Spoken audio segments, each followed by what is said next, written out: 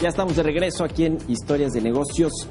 Fíjense que el IMEF, el Instituto Mexicano de Ejecutivos de Finanzas, dio a conocer hoy que en su encuesta de junio, la proyección para la economía mexicana en el 2020 pasó del 8.5% anterior, de contracción, a un menos 9.5%.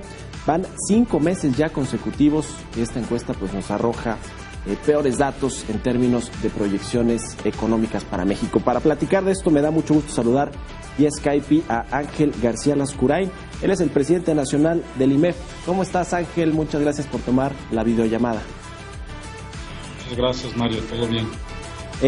Cuéntanos, a ver, este recorte que pues va en línea con lo que vimos hoy con la CEPAL y con muchos organismos internacionales y casas de bolsa, bancos de inversión, que vienen pues recortando y recortando la proyección para la economía mexicana. ¿Qué es lo que están viendo pues en el entorno macroeconómico para hacer estas previsiones?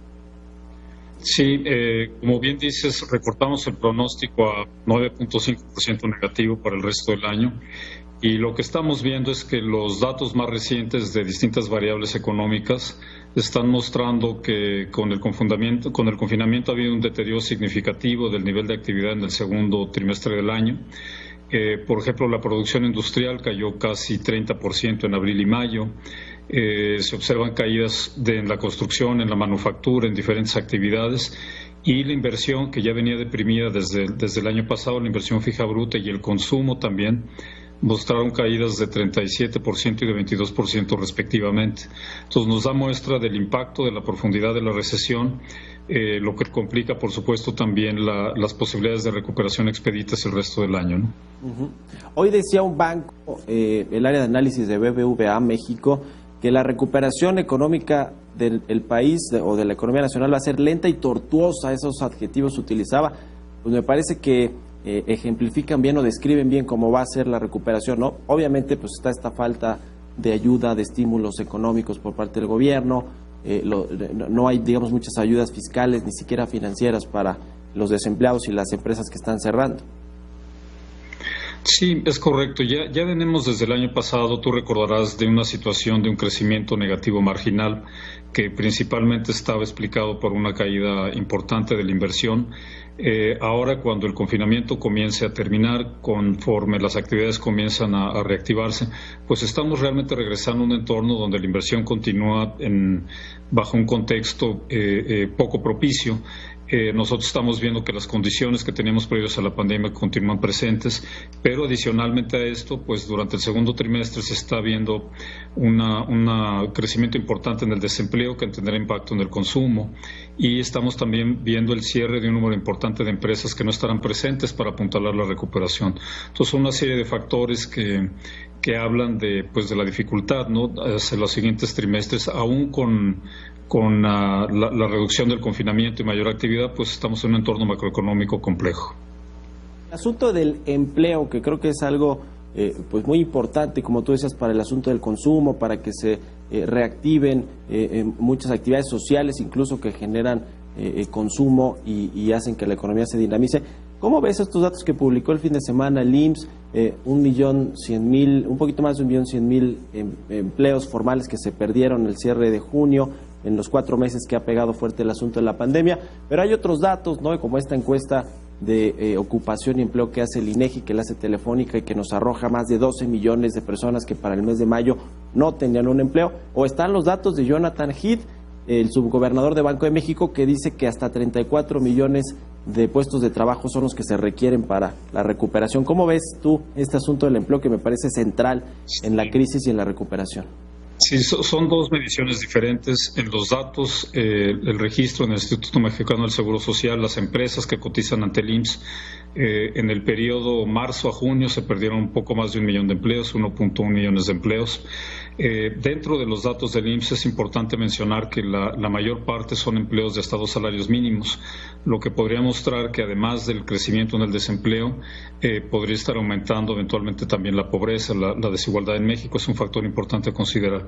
Pero en el contexto de tu pregunta, además de los datos del IMSS, tenemos el empleo que se genera en la economía informal y en las empresas o en las organizaciones que no están registradas ante el Seguro Social. En ese sentido, la encuesta que hace el INEGI, la encuesta telefónica de ocupación y empleo, mide que entre abril y mayo la población económicamente activa, que incluye tanto la población que está ocupada como la no ocupada, pero que está buscando activamente trabajo, registró una pérdida de 12.2 millones de personas, de empleos. Por lo tanto, además de los datos del IMSS, estamos viendo que hay una digamos, recomposición del mercado laboral en México, donde los no ocupados no están haciendo una acción explícita para encontrar trabajo, por lo cual no se les considera como dentro de la población económicamente activa como desempleados. Sin embargo, podrían estar ocupando actividades en la economía informal o actividades de medio tiempo, lo cual también tendría un impacto sobre el poder adquisitivo de la población y, como decía, sobre la estructura del mercado laboral en México. Habrá que ver hacia las siguientes semanas y meses, conforme se vayan confirmando todas estas informaciones, cuál va a ser el impacto, ¿no? Pero realmente es profundo y es un tema ya estructural. Finalmente, Ángel, te quiero preguntar dos cosas que tienen que ver con el Banco de México. Una, la política monetaria que va a seguir, que me imagino pues seguirá a la baja el resto del año de las decisiones que tienen. Bueno, quién sabe, porque el entorno se está poniendo complicado. ¿Cómo ves el asunto de la política monetaria y también el asunto de los remanentes que se calculan, si no me equivoco, estarían por los 600,000 millones de pesos? Esos los podría ocupar el gobierno hasta el próximo año, ¿no?, para inyectarlos a la economía. ¿Serviría pues para el rebote del próximo año? Bueno, sobre la primera pregunta, el Banco de México nos parece que ha dejado la puerta abierta para futuros recortes de tasa. A finales de junio redujeron la tasa de referencia en 50 puntos base para ubicarla en 5%, y ellos están haciendo un análisis, preocupados por el escenario de crecimiento, pero también por la estabilidad del tipo de cambio y por mantener condiciones financieras pues relativamente contenidas, estables a nivel macroeconómico, y las presiones que eso pueda generar sobre la inflación. Entonces, nos parece que está abierta la puerta para recortes adicionales de tasa, pero bueno, el Banco de México siempre se ha caracterizado por la prudencia y la profundidad de su análisis, ¿no? En cuanto a la segunda pregunta sobre los remanentes, el tema en general de estabilidad de finanzas públicas nos preocupa. En el IMEF hemos venido comentando que vemos una deficiencia estructural en el marco de finanzas públicas. El año pasado logró financiarse por el uso parcial de los recursos del Fondo de Estabilización.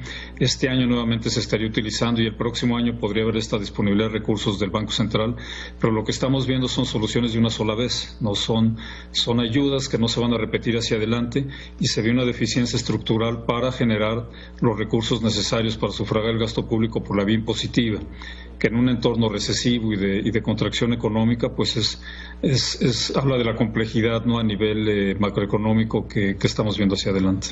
Pues ahí está. Te agradezco mucho, Ángel García Lascurain, presidente nacional del IMEF, que nos hayas tomado la videollamada.